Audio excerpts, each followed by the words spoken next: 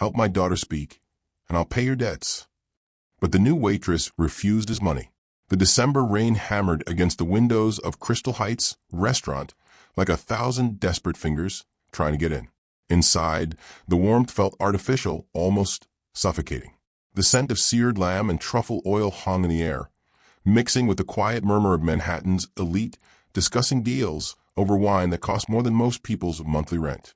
White tablecloth stretched across the dining room like fresh snow, and crystal chandeliers cast golden light that should have felt inviting, but somehow only emphasized the coldness of the space. Alexander Chin sat alone at table 7, and exhaustion had carved itself into every line of his face. His navy Armani suit, tailored perfectly, pressed immaculately, did nothing to hide the weight he carried. Dark hair, graying at the temples, fell across his forehead as he stared at the documents spread before him like a tarot reading of despair. Medical reports, specialist evaluations, psychiatric assessments, each one a different way of saying the same thing. "We can't help your daughter." 6 years. 6 years of silence, and Alexander had tried everything. He'd flown Emma to Johns Hopkins, where the top pediatric specialists had run every test imaginable. He'd taken her to the Mayo Clinic, where doctors with decades of experience had shaken their heads with sympathy but no solutions. He'd even chartered a plane to Switzerland, to a renowned clinic nestled in the Alps, where therapists used cutting-edge techniques that blended neuroscience with alternative medicine. Nothing. His daughter remained locked in a world of silence, unreachable despite every resource his wealth could command. Emma Chin sat in the corner booth, exactly where Alexander could see her, but far enough away that she felt safe. 7 years old, with dark hair that fell in soft waves around a face that should have been animated with childhood joy. Instead, her expression remained vacant, her hazel eyes staring at nothing in particular. Her small hands rested on the table, fingers tracing invisible patterns on the white cloth, the same repetitive motion she performed thousands of times before. She wore a pale blue dress that her grandmother had bought, perfectly pressed, perfectly appropriate, perfectly heartbreaking. The accident had stolen Emma's mother 3 years ago. A drunk driver running a red light on Park Avenue, and suddenly Alexander's world had shattered. But Emma's silence had started before that, right after she witnessed her mother's final moments in the hospital. The doctors called it selective mutism triggered by trauma. Alexander called it losing his daughter while she was still breathing. The restaurant door opened, letting in a gust of cold air and the distant sound of traffic. Sarah Matthews stepped through, shaking rain from her hair as she tied her apron behind her back. 28 years old, with auburn hair pulled into a simple ponytail that had come slightly loose during her commute from Queens. Her storm gray eyes swept the dining room with the practiced efficiency of someone who'd learned to assess situations quickly, to read people and spaces and determine where she fit, or more accurately, where she could remain unnoticed. She wore black slacks that had been pressed carefully despite their age, and a white button-down shirt beneath the restaurant's crisp black apron. Her clothes were clean, professional, but anyone who looked closely could see the wear. The slacks had been hemmed by hand. The shirt's collar had been turned to hide fraying. Sarah Matthews looked like someone who understood the difference between appearing professional and affording luxury. But it was the way she moved that truly defined her. Careful, observant. She cataloged everything while trying to remain invisible. Which tables needed refills, which customers were growing impatient, which server was falling behind. Sarah had spent 3 years perfecting the art of blending into the background, of being competent enough to keep her job but unmemorable enough that no one asked questions about her past. She approached Alexander's table with a coffee pot, her expression neutral, professional. "Can I refill that for you?" Alexander barely glanced up. His jaw was tight, his fingers drumming an unconscious rhythm against the table's edge, a tell that revealed his anxiety to anyone paying attention. Sarah noticed. She noticed everything. "Please," he said, his voice rough with exhaustion. Sarah poured. The rich aroma of Colombian dark roast cutting through the heavier scents of the dining room. Her hands were steady, practiced. She'd poured 10,000 cups of coffee in the past 3 years, and each one had been a small act of penance, a way of convincing herself that she was doing something useful even if it wasn't what she trained for. As she stepped back, her gaze drifted to the corner booth, to Emma. The little girl sat motionless, her fingers still tracing those invisible patterns. Most people looked at Emma and then quickly looked away. The silence made them uncomfortable. The vacant expression felt like an intrusion, a reminder that some things couldn't be fixed with money or good intentions. But Sarah didn't look away. She saw the rigid posture, too perfect for a 7-year-old who should have been fidgeting. She saw the way Emma's eyes tracked movement without truly focusing, the way her breathing remained shallow and controlled. She saw the careful distance the child maintained from everyone, including her father. Sarah recognized that distance. She'd lived it herself. And then Emma did something she hadn't done in 6 years. The child's eyes lifted, met Sarah's gaze, held it 3 seconds. Just 3 seconds of direct eye contact before Emma looked away again. But 3 seconds was everything. Alexander's head snapped up. He'd been watching his daughter with the desperate attention of a man who'd spent years looking for signs of life in a landscape of silence. He saw the exchange, saw his daughter connect with another human being for the first time since her mother's death. His heart hammered against his ribs, so hard he thought it might break through. Sarah felt his stare and turned back to the table. "Is there anything else I can get you? Who are you?" The question came out more forcefully than Alexander intended. "Your server." Sarah's tone remained professional, but something flickered in her gray eyes. "Wariness, my daughter just looked at you. I noticed. You don't understand." Alexander's hands gripped the edge of the table. "She hasn't made eye contact with anyone in 6 years. Not therapists, not specialists, not family. No one." Sarah's expression didn't change, but her fingers tightened slightly around the coffee pot's handle. Sometimes children respond to people who don't expect anything from them. The answer was too knowing, too precise. Alexander studied her face, really looked at her for the first time. He saw intelligence there, carefully hidden beneath a mask of service industry professionalism. He saw pain, old and deep, the kind that came from losing something irreplaceable.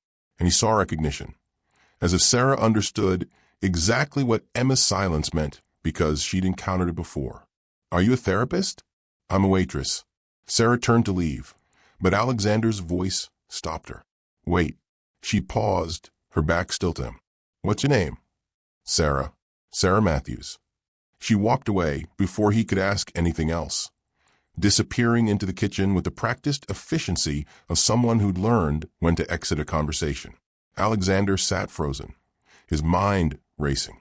That brief moment of connection, Emma's eyes meeting strangers, had been more progress than 3 years of intensive therapy.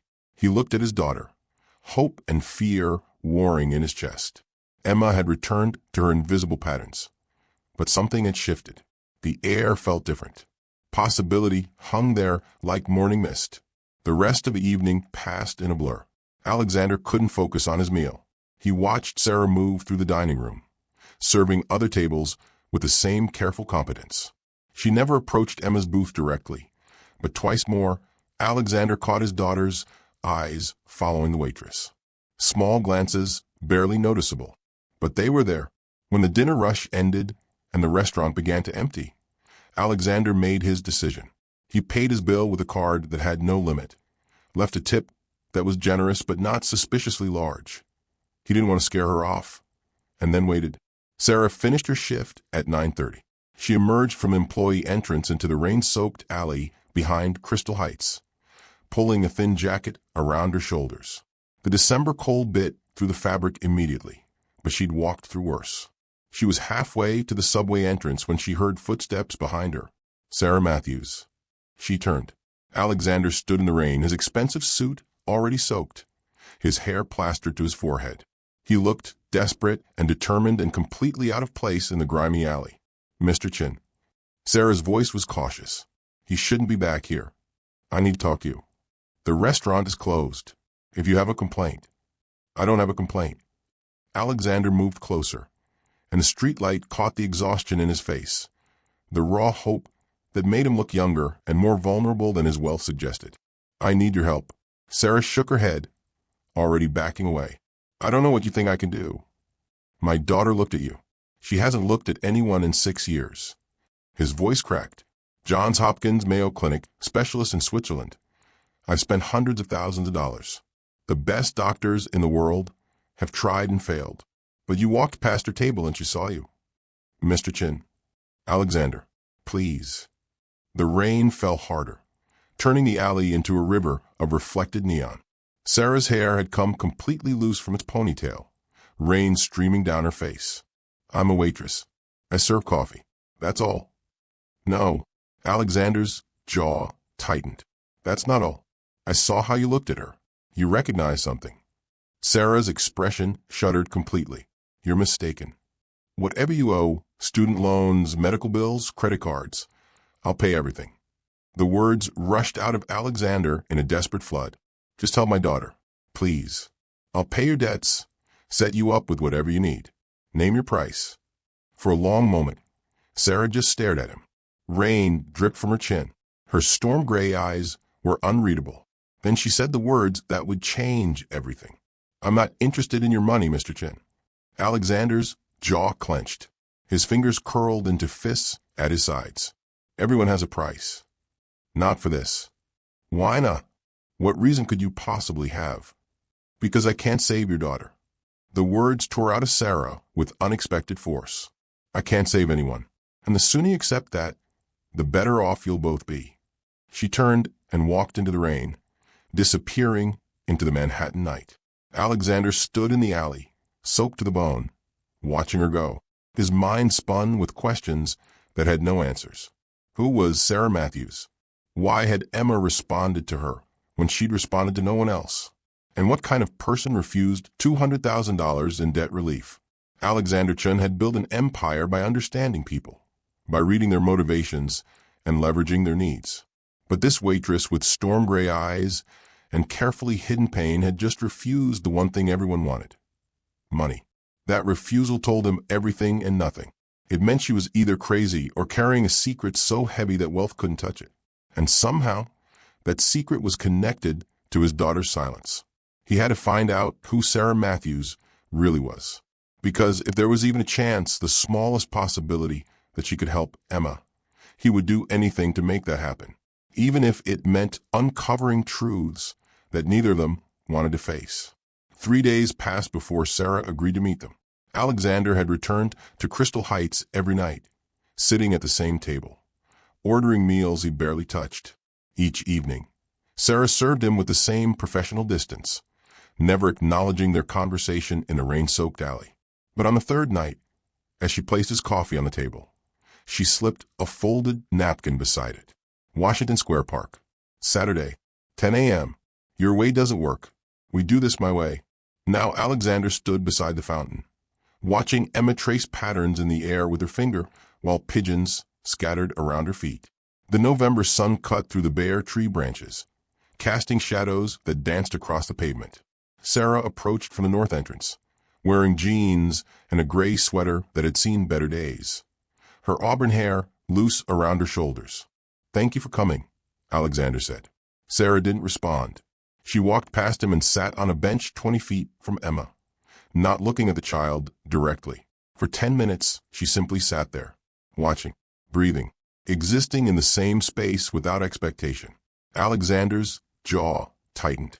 Shouldn't you? No. Sarah's voice was quiet but firm. Sit down. Be quiet. Let her come to us. Every instinct screamed at Alexander to intervene, to facilitate, to make something happen. He'd spent 3 years trying to force breakthroughs, to push Emma toward progress. But something in Sarah's stillness made him obey. He sat on the opposite end of the bench and waited. Emma continued her invisible drawings, seemingly unaware of him. But Sarah noticed the small shifts, the way Emma's shoulders relaxed slightly, the way her finger movements slowed, the way her eyes drifted toward the bench where they sat. The child was cataloging their presence, determining if they were a threat. After 20 minutes, Sarah pulled a small sketch pad from her bag and began drawing. Simple lines, abstract shapes. She wasn't drawing for Emma. She was drawing for herself, creating parallel activity without intrusion. This was the method specialists never tried because it looked like nothing, like wasted time. But Sarah understood that connection wasn't built through force. It was built through presence. Emma's finger stopped moving. Her head tilted slightly, tracking the motion of Sarah's pencil. Alexander held his breath. Every muscle in his body tensed with the effort of staying still, of not rushing toward his daughter with desperate hope. 5 more minutes passed. Then Emma took a single step toward the bench. Then another. She moved like a deer approaching a clearing, ready to bolt at the slightest wrong movement. Sarah kept drawing, her pencil making soft scratching sounds against the paper. She didn't look up, didn't acknowledge Emma's approach. The child stopped 3 feet away, her eyes fixed on the sketchpad. Sarah slowly, so slowly it was almost imperceptible, angled the pad so Emma could see. Abstract swirls. Nothing representational. Nothing that required interpretation or response. Emma hummed. 3 notes. Soft, tentative. Barely audible over the fountain splash and the distant traffic. But those 3 notes carried more weight than any words could. They were Emma's voice, unused for so long it emerged like something fragile and new. Alexander's eyes filled with tears. His hand covered his mouth to trap the sob that wanted to escape. 3 years of silence, and his daughter had made a sound. Not a word, not speech, but music. Pure, unfiltered connection to the world she'd locked herself away from. Sarah's hand paused on the paper. She looked up at Emma, and for the first time she smiled. Not a big smile, not theatrical encouragement, just a small, genuine acknowledgement. I hear you, Emma hummed again. The same 3 notes. Then she sat on the ground near Sarah's feet, pulling her knees to her chest, and began tracing patterns in the dirt. They stayed in the park for 2 hours. Sarah drew. Emma hummed occasionally. Alexander watched his daughter exist in someone else's presence without fear, and something in his chest that had been clenched tight for years finally loosened. When they left, Emma walked between them, not holding hands, not touching, but present, connected. Thank you, Alexander said as they reached the park's edge. Sarah nodded, but her expression remained guarded. This doesn't mean anything yet. It's one good day. It's more than I've had in 3 years. Don't get your hopes up, Mr. Chen. Hope is dangerous. She walked away before he could respond, disappearing into the subway station. But Alexander noticed something she didn't know he'd seen. The way her hands trembled as she'd packed away her sketchpad. The way her breath had caught when Emma hummed. Sarah Matthews wasn't as detached as she pretended to be. That night, Alexander made a call to Marcus Webb, a private investigator he'd used for business dealings. I need background on someone. Sarah Matthews, late 20s, works as a waitress at Crystal Heights in Manhattan. Find out everything. Marcus called back 2 days later. You're not going to believe this. The file arrived by courier. Alexander opened it in his home office, Emma asleep upstairs, and read through Sarah's history with growing understanding. Dr. Sarah Matthews, Ph.D. in child psychology from University of Chicago, completed residency at Northwestern Memorial Hospital with honors, specialized in selective mutism and childhood trauma, published 3 papers in peer-reviewed journals, considered a rising star in her field. Then, 3 years ago, everything stopped. Patient death. 6-year-old boy. Family filed complaint. Investigation launched. Medical board cleared her of wrongdoing. But Sarah resigned 2 weeks later and disappeared from the profession entirely. Moved to New York. Took service jobs. Vanished from academic circles. Alexander stared at the documents, his mind racing. The waitress who'd refused his money wasn't just some stranger with intuition. She was a trained specialist who'd walked away from her calling. The question was why. He found Sarah's address in the file, a studio apartment in Queens above a bodega. The next evening, he stood outside her door, the investigator's report heavy in his jacket pocket. Sarah opened the door wearing sweatpants and an old Northwestern hoodie, her hair pulled back, face bare of makeup. When she saw him, something flickered across her expression. Resignation. She'd been expecting this. How did you find me? Private investigator. Alexander didn't apologize. Why didn't you tell me you're a psychologist? Because I'm not. Not anymore. She started to close the door, but Alexander blocked it with his hand. Emma hummed, because of you. She's making sounds. After 3 years of nothing, she's coming back. He did that. No. Sarah's voice cracked. I didn't do anything. Emma decided to hum. That's not the same thing. Dr. Matthews.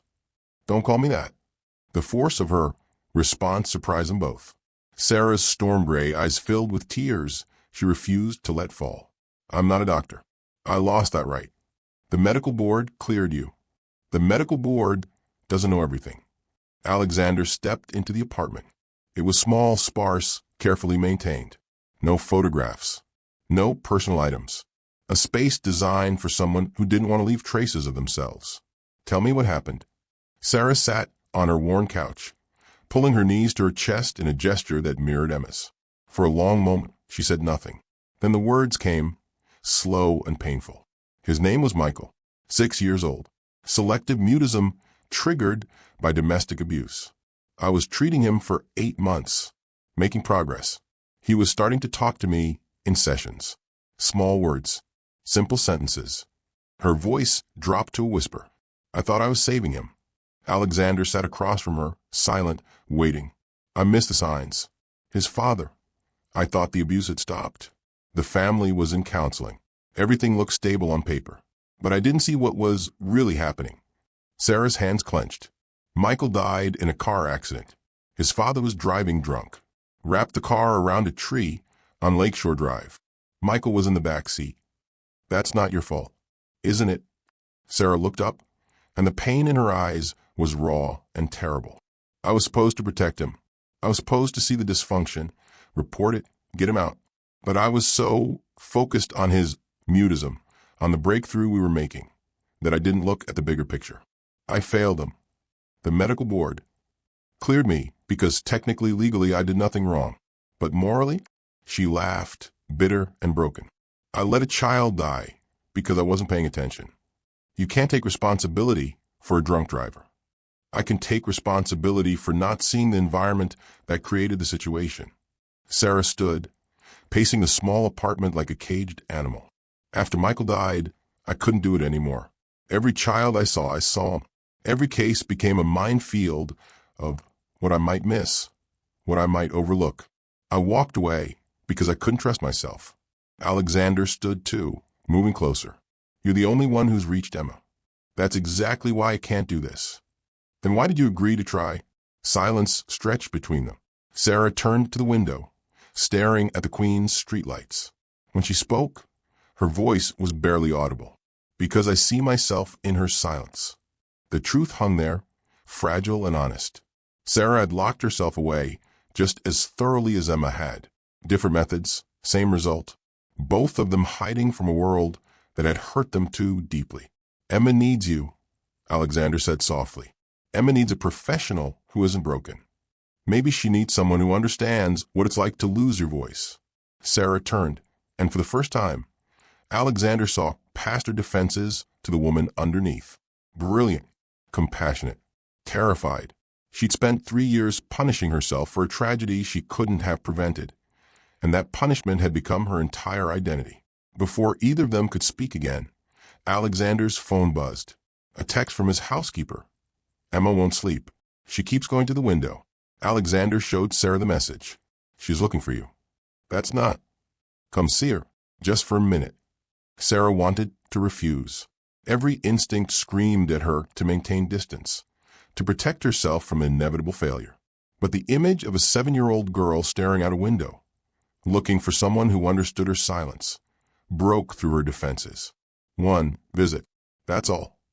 They drove to Alexander's penthouse in tense silence. The doorman nodded them through, and the elevator rose smoothly to the 40th floor. The apartment was immaculate. Floor-to-ceiling windows overlooking the city. Modern furniture that cost more than Sarah earned in a year. Artwork that belonged in museums. Emma stood at the window in her pajamas, her small hand pressed against the glass. When she heard them enter, she turned. Her eyes found Sarah immediately, and then Emma did something that shattered every wall Sarah had built around her heart. The child crossed the room, her steps slow and deliberate. She reached out and touched Sarah's hand. Her fingers were small and warm and trembling slightly. Emma looked up at Sarah with those hazel eyes that had been vacant for so long, but now held something achingly human, and she whispered a single word. Stay. Sarah's knees nearly buckled. She sank down to Emma's level, eye to eye with the child who'd been silent for 6 years. "I'm here." Emma didn't speak again, but she didn't let go of Sarah's hand either. Alexander watched them, his heart in his throat. This moment, this fragile, impossible connection between a broken therapist and a silent child, felt like watching a miracle unfold in real time. Subscribe now. Some transformations happen in silence. Sarah stayed until Emma fell asleep, the child's hand still clasped in hers. When she finally stood to leave, Alexander walked her to the elevator. "Will you come back?" he asked. Sarah looked at him, at this billionaire who'd hired investigators and refused to give up, who loved his daughter with a desperation that mirrored her own guilt. "I don't know. Emma asked you to stay, and that terrifies me more than anything." The elevator doors opened. Sarah stepped inside, but before they closed, she said, "Same time at the park. Saturday. If I'm not there, don't come looking for me again." The doors closed, and Alexander stood alone in his penthouse hallway, hope and fear warring in his chest. Emma had spoken. One word. But that word had changed everything. Because now Sarah Matthews couldn't pretend she didn't care. And Alexanderson couldn't pretend this was just about his daughter anymore. Something had shifted between them in that small Queens apartment, in the moment when two broken people recognized each other's pain. Something that felt dangerous and necessary and terrifyingly real. Saturday couldn't come fast enough. Saturday arrived with a kind of crisp autumn morning that made Central Park feel like the center of the universe. Leaves crunched underfoot, joggers passed in colorful blurs, and the Bethesda fountain sent spray into the air that caught the sunlight like scattered diamonds. Sarah was already there when Alexander arrived with Emma. She sat on a bench near the fountain, sketchpad in hand, wearing the same gray sweater and jeans. But something was different. The tension in her shoulders had eased slightly. She made a choice to show up, and that choice meant something. Emma saw Sarah, and her entire body shifted. The rigid posture softened. Her steps quickened. She didn't run, Emma never ran, but she moved with purpose toward the woman who'd asked her to stay. Sarah looked up and smiled. "Hey there." Emma sat beside her on the bench, closer than before. Not touching but present, connected. They fell into a routine over the next hour. Sarah drew. Emma watched. Occasionally, Emma would hum those same 3 notes, and Sarah would hum them back, creating a call and response that needed no words. Alexander sat nearby, giving them space but unable to look away. Then Emma did something new. She reached for Sarah's pencil. Sarah handed it over without hesitation. Emma's small hand gripped it carefully, and she began to draw on a fresh page. Circles, over and over. Dozens of circles in different sizes overlapping, creating a pattern that looked almost like a galaxy. Sarah watched, her trained eye recognizing the symbolism. Circles meant safety, containment. Emma was drawing the world she created for herself. Bounded, controlled, separate from chaos. "Those are beautiful," Sarah said softly. Emma paused. Her hand hovered over the paper. Then she looked up at Sarah, directly into her eyes, and spoke the word that would change 3 lives forever. Sarah. Not ma'am. Not a generic address. Her name. Clear, intentional, chosen. Alexander's breath caught. His hand gripped the bench, so hard his knuckles went white. 6 years of silence, and his daughter had spoken another person's name before his own. The realization should have hurt. Instead, it filled him with gratitude, so intense it felt like drowning and flying simultaneously. Sarah's eyes filled with tears. She'd promised herself she wouldn't cry. Her professional training screamed at her to maintain boundaries, to not let emotion compromise her objectivity. But that training belonged to Dr. Sarah Matthews, and she'd buried that woman 3 years ago. This was just Sarah, and Sarah was allowed to cry when a child who'd lost her voice found it again. "I'm right here, Emma." Emma returned to her circles, but something fundamental had shifted. She'd built a bridge out of silence using a single word, and that bridge connected her to a world she'd been hiding from. They stayed in the park until afternoon, the 3 of them existing in a bubble of tentative progress. Emma drew. Sarah responded. Alexander watched his daughter come back to life piece by fragile piece. And somewhere in those hours, he realized this wasn't just about Emma anymore. He was falling for Sarah Matthews. Not because she was beautiful, though she was in a quiet, understated way that had nothing to do with Manhattan glamour. Not because she was brilliant, though her mind worked in ways that fascinated him. He was falling for her because she saw his daughter as a whole person, not a problem to be solved. Because she'd walked away from her calling out of integrity, even when it destroyed her. Because she was brave enough to face the thing that terrified her most. That evening, Alexander made a decision. He invited Sarah to dinner at his penthouse, not as Emma's therapist, but as a guest. Sarah almost refused, but Emma grabbed her hand when she started to leave the park, and Sarah couldn't say no to the child's silent plea. The penthouse at night was transformed. Floor-to-ceiling windows revealed Manhattan as a constellation of lights. The city spread below them like a living organism. Alexander had ordered dinner from a restaurant Sarah couldn't afford on a year's salary, and it sat on the dining table in elegant simplicity. Emma ate quietly, her eyes moving between Sarah and her father, assessing this new configuration. After dinner, Alexander's housekeeper, a kind woman named Rosa who'd helped raise Emma, took the child to prepare for bed. Alexander and Sarah stood at the windows, the Hudson River a dark ribbon below them. "You changed our lives," Alexander said. "Emma changed her own life. I'm just present for it. Don't diminish what you've done." Sarah turned to face him, and the city lights reflected in her storm-gray eyes. "I haven't done anything yet. One word isn't recovered speech. It's a beginning, not an ending. It's more than we had." Silence stretched between them, charged with something neither wanted to name. Alexander moved closer, and Sarah didn't step back. "Can I tell you something?" Sarah's voice was barely above a whisper. "Anything. When Michael died, I told myself I'd never work with children again, that I didn't deserve to, after what I'd missed." She looked down at her hands. "But, Emma, she reminds me why I became a psychologist in the first place. Not to fix people, to understand them." "What made you choose child psychology?" Sarah smiled, sad and distant. "I was Emma once. Different circumstances, but the same silence. My parents divorced when I was 6. Ugly custody battle. I stopped talking for 8 months. A therapist helped me find my voice again. I wanted to be that person for other kids. What happened to that therapist? She died when I was in grad school. Cancer. I never got to tell her that she saved my life." Sarah's voice cracked. "And then I lost Michael, and it felt like I'd betrayed everything she taught me." Alexander reached out, his hand covering hers. "You didn't betray anything. You're a human. Humans miss things sometimes. It doesn't make you a failure, doesn't it?" "No. It makes you someone who cares enough to take responsibility, even when it's not yours to take." Sarah looked up at him, and something passed between them. Recognition, attraction, the dangerous intimacy of shared pain. Alexander leaned closer, and for a moment, Sarah thought he might kiss her. Part of her wanted him to. The other part was terrified of what it would mean. "I can't be responsible for another child," she whispered. "You already are, and you're saving her." Before Sarah could respond, Emma appeared in the doorway in her pajamas. Rosa stood behind her, apologetic. She wanted to say goodnight. Emma crossed to Sarah and hugged her. A full embrace, arms wrapped tight, face pressed against Sarah's sweater. The child who'd avoided touch for 3 years was choosing connection.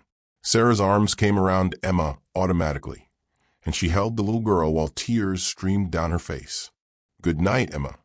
Emma pulled back, looked at her father, then at Sarah, and in a voice still soft but growing stronger, she said, "Stay again." Sarah glanced at Alexander. His expression was open, hopeful, vulnerable in a way that billionaires rarely allow themselves to be. "I'll come back tomorrow," Sarah promised. "Promise? Promise." Emma smiled, actually smiled, and let Rosa lead her back to bed. Sarah stood, gathering her things, suddenly aware of how dangerous this was becoming. She was getting attached. Emma was getting attached. Alexander was looking at her like she was something precious instead of someone broken. "I should go," she said. "Sarah." Alexander caught her hand as she moved toward the elevator. "Thank you." "For what?" "For taking the risk." The elevator arrived and Sarah stepped inside. As the doors began to close, she met Alexander's eyes. "The risk isn't over yet. The doors closed and Alexander stood alone, his hand still warm from where she touched it.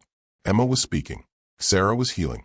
And he was falling in love with a woman who taught him that broken things could still be beautiful. But their fragile peace was about to shatter.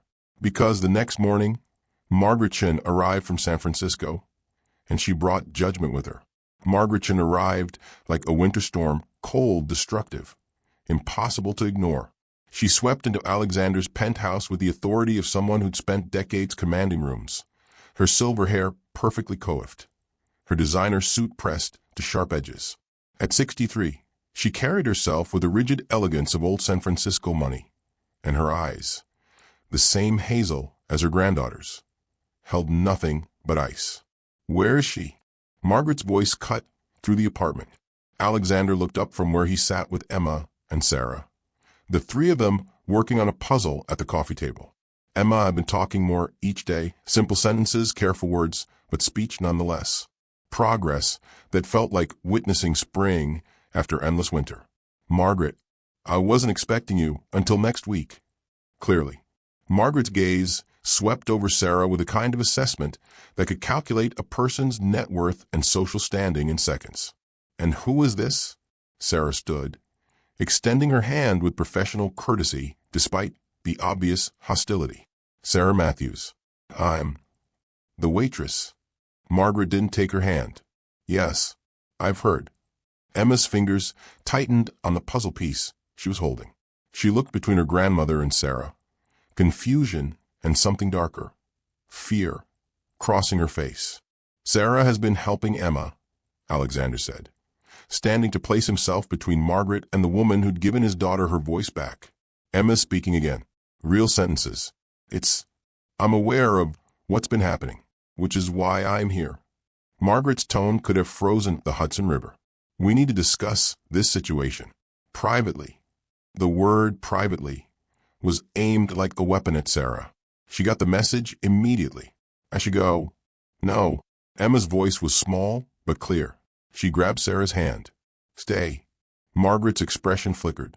Surprise, then something harder. "Emma, darling, the adults need to talk." "Sarah is staying." Emma's grip tightened. It was the longest sentence she'd spoken, and the force behind it was unmistakable.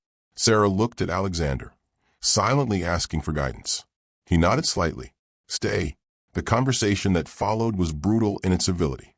Margaret laid out her concerns with surgical precision. Sarah's lack of credentials, her questionable background, the speed of Emma's attachment. She never raised her voice. She didn't need to. Each word was calculated to cut. "My granddaughter has been through enough trauma. She doesn't need to become attached to someone who's going to disappear when the novelty wears off."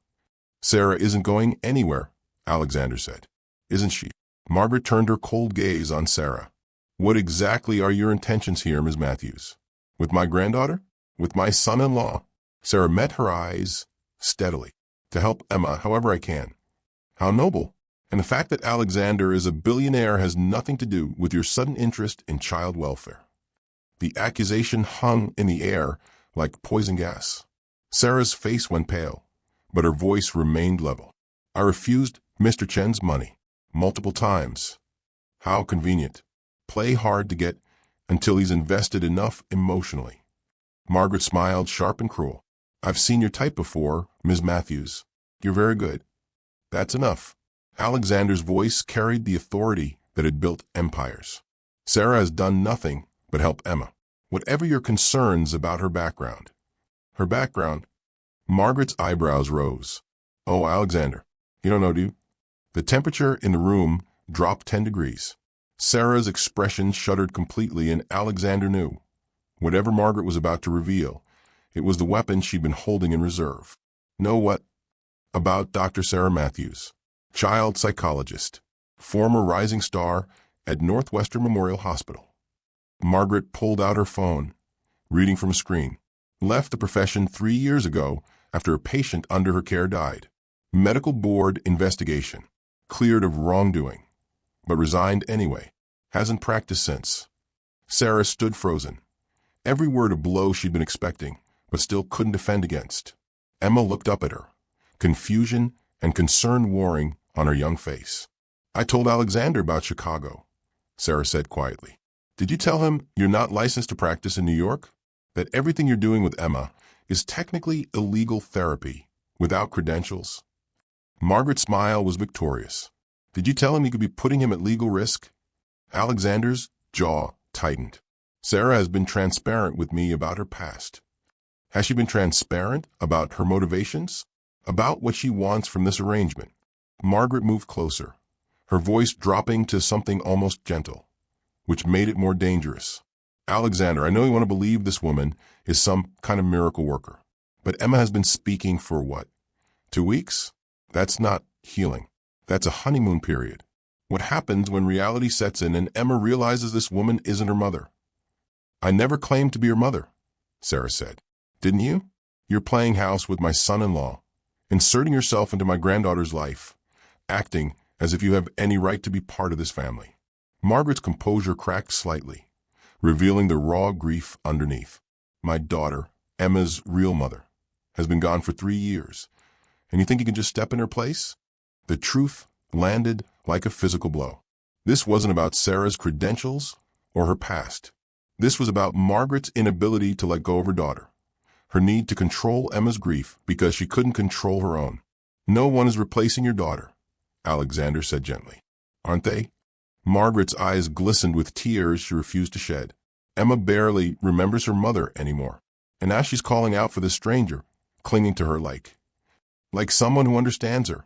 Sarah interrupted. I'm not replacing anyone, Mrs. Chun. I'm helping Emma find her way back to the world. That's all. By seducing her father? The accusation detonated in the room like a grenade. Emma made a small sound of distress. Alexander's face went rigid with controlled anger. And Sarah looked like she'd been slapped. I think you should leave, Alexander said to Margaret, his voice deadly quiet. I'm not going anywhere. Not until we settle this. Margaret straightened, her business persona sliding back into place. I want this woman out of Emma's life. If you don't remove her voluntarily, I'll take legal action. Legal action? Custody. I'll file for custody on the grounds that your judgment has been compromised by this woman's manipulation. Margaret's gaze was cold and certain. I have resources, Alexander. Lawyers. Evidence of your poor decision-making. I will fight for my granddaughter. The threat hung in the air like a sword. Alexander could lose Emma. Not to silence this time, but to custody battle that would destroy what little progress they'd made. And Margaret knew it. She was wielding her grief like a weapon, and everyone in the room was collateral damage. You would do that. Alexander's voice was barely controlled. You would traumatize Emma again, drag her through a custody battle, destroy the progress she's made, all because you can't accept that she's healing. I would do that to protect her from a charlatan who's using her to get to you. Sarah had heard enough. She grabbed her bag, her movements jerky with suppressed emotion. I'm leaving. Sarah, no. Alexander reached for her. Your mother-in-law is right. I shouldn't be here. This was a mistake. Sarah's voice cracked. Emma, I'm sorry. But before Sarah could reach the door, Emma did something that changed everything. The 7-year-old stood, walked to the center of the room, and in a voice that carried more strength than anyone had heard from her in 6 years, she said, Stop. Everyone froze. Emma's small hands were clenched into fists, her face set with determination that looked achingly like her father's. Sarah helped me find my voice. Not doctors. Not money. Sarah. Emma turned to her grandmother. You're being mean, Grandma. Margaret's face went white. The room held its breath. Emma continued, the words coming faster now, as if a dam had broken. I was scared to talk, because talking meant remembering. Remembering Mom. Remembering the hospital.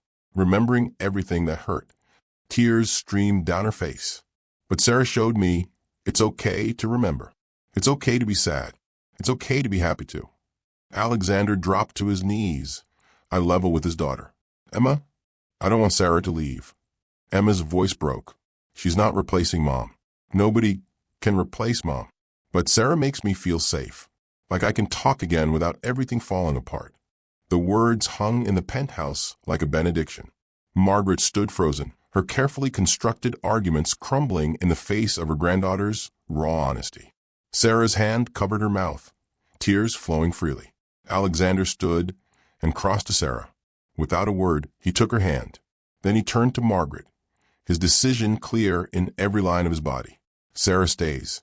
If you want to fight me for custody, then fight. But I won't let you destroy Emma's progress because you're too afraid to grieve properly. Margaret's composure finally shattered. She sank into a chair, her hands shaking. She was my daughter, my only child, and I couldn't save her. The truth emerged like blood from a wound. Margaret had never processed her daughter's death. She'd buried herself in control, in managing Emma's grief, in maintaining appearances. Anything to avoid facing the unbearable reality that her daughter was gone. I know, Alexander said softly, but Emma isn't gone. She's right here, and she's asking us to let her heal. Margaret looked at Emma, really looked at her, and saw not a ghost of her daughter, but a living, breathing child who was fighting her way back to the world. A child who deserved better than adults, wielding their grief like weapons. I'm sorry, Margaret whispered. Emma, I'm so sorry. Emma crossed her grandmother and hugged her. Margaret broke down completely, finally crying for the daughter she'd lost, finally releasing the grief she'd been using as armor. Sarah moved toward the elevator, still intending to leave. Alexander followed. Where are you going? Away. Your mother-in-law is right. I'm complicating things. You're saving things. Alexander caught her hand. Emma just spoke full sentences defending you. She's healing because of you. Don't run now. I'm terrified I'll fail her. Sarah's voice was raw, like I failed Michael. You didn't fail Michael, and you won't fail Emma. Alexander pulled her closer. But you will fail her if you walk away. The elevator doors opened. Sarah looked at the empty car, then back at the penthouse where Emma stood watching, hope and fear warring on her small face. Some choices define everything that comes after. Sarah let the elevator doors close without stepping inside. Subscribe before the ending changes everything. The investigation into Michael's death took 2 weeks and cost Alexander more in legal fees than most people earned in a lifetime. But money could buy access, and access could uncover truth.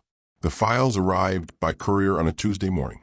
Sarah sat in Alexander's study while he laid out the medical records, the police reports, the testimonies that had been buried in Chicago bureaucracy for 3 years.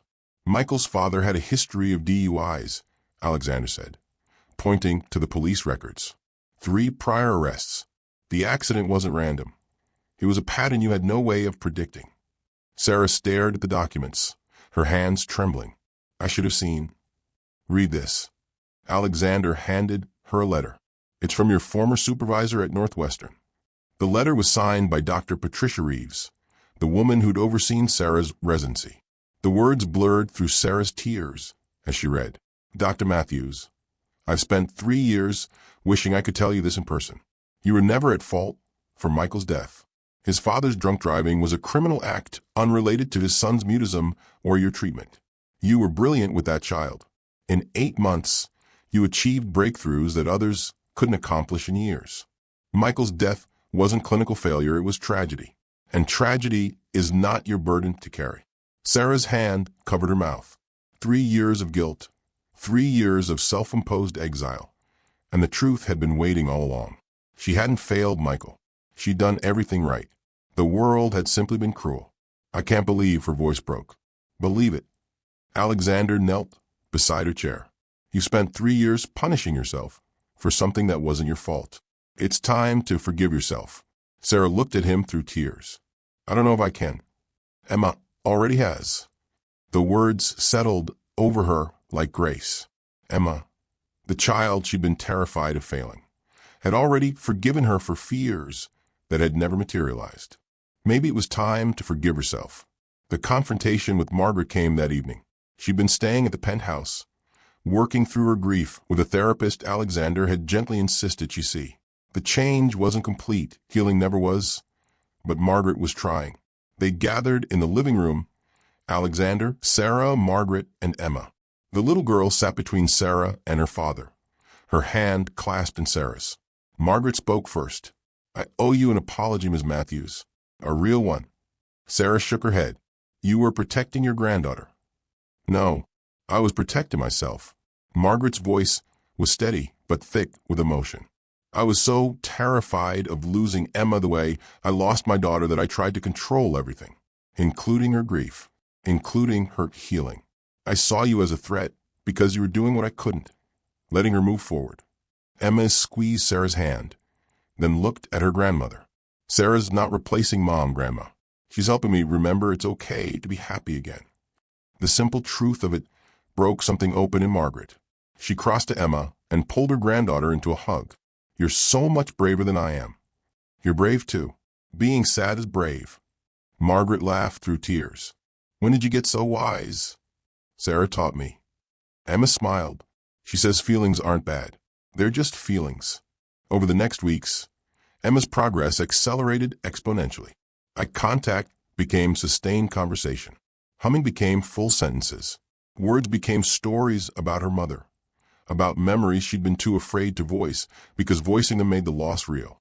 Sarah worked with her every day, no longer hiding behind the title of waitress, no longer running from her calling. She wasn't Dr. Matthews yet. She'd need to pursue her New York license. But she was becoming herself again, the woman who chose psychology because she understood silence, the woman who'd been saved by a therapist and wanted to save others in return.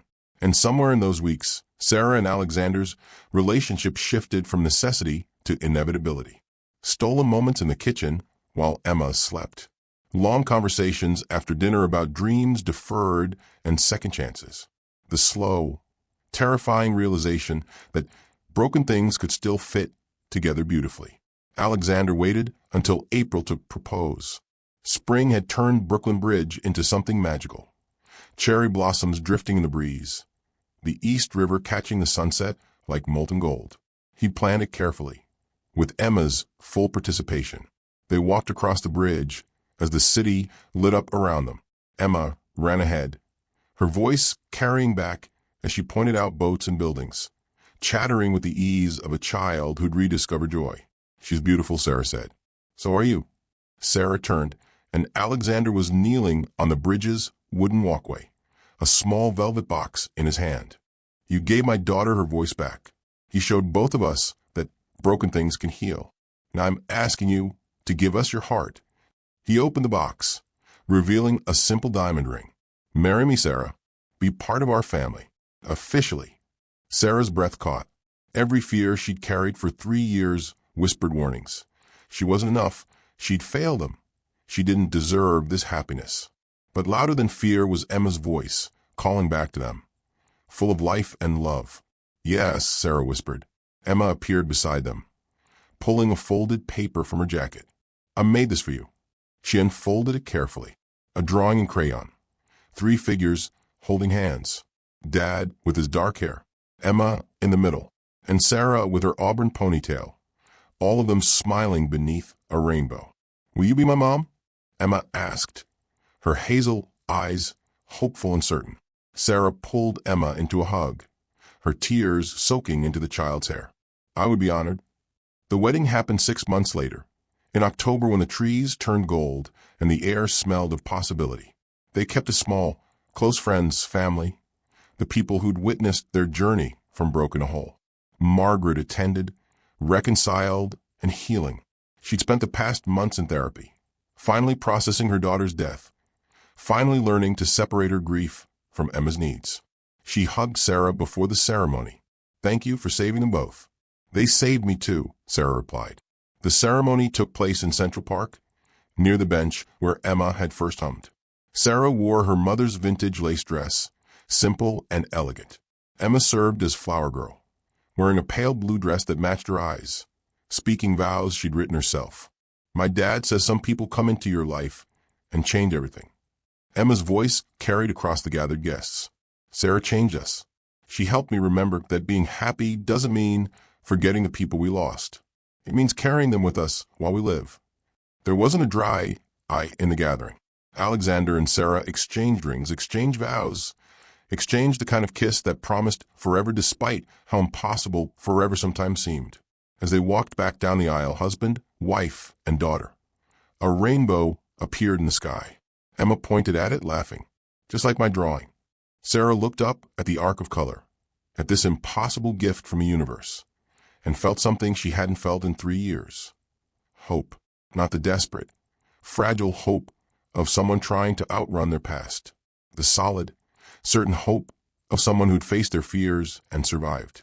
That evening, at the reception in Alexander's penthouse, Emma gave a toast. 7 years old, holding a glass of sparkling cider, speaking to a room full of people who remembered when she couldn't speak at all. My mom died when I was 4. I stopped talking because talking hurt too much. But Sarah showed me that silence hurts more. Emma looked at Sarah with love that transcended blood or title. She's not replacing my first mom. She's giving me a second chance to have one. And I think my first mom would be happy about that. The room erupted in applause. Sarah pulled Emma close, and Alexander wrapped his arms around both of them. A family forged not from perfect circumstances, but from broken pieces, choosing to fit together anyway. Later, as the party wound down and guests departed, the three of them stood at the windows overlooking the city. Manhattan sparkled below them like a promise. Happy? Alexander asked. Sarah looked at Emma, who was drawing another picture, this time of their wedding, complete with rainbow. She looked at Alexander, whose eyes held love and gratitude and the kind of peace that came from fighting for what mattered. Yes, Sarah said. I'm happy. Emma looked up from her drawing. Me too. But Sarah? Yes, sweetheart. Will you help other kids like me? Kids who stop talking. Sarah knelt beside her new daughter. Would you like me to? Emma nodded. They need you, like I needed you. And in that moment, Sarah knew what came next. She'd pursue her New York license. She'd open a practice. She'd work with children who'd lost their voices, who'd locked themselves away from a world that hurt too much. She'd do the work she'd been called to do, no longer running from her past, but carrying its lessons forward. Some stories end in silence. This one ended in joy, in a 7-year-old's laughter, in a wedding beneath rainbows, in 3 broken people choosing to become whole together. This one ended with hope. Don't miss the next journey. Subscribe now.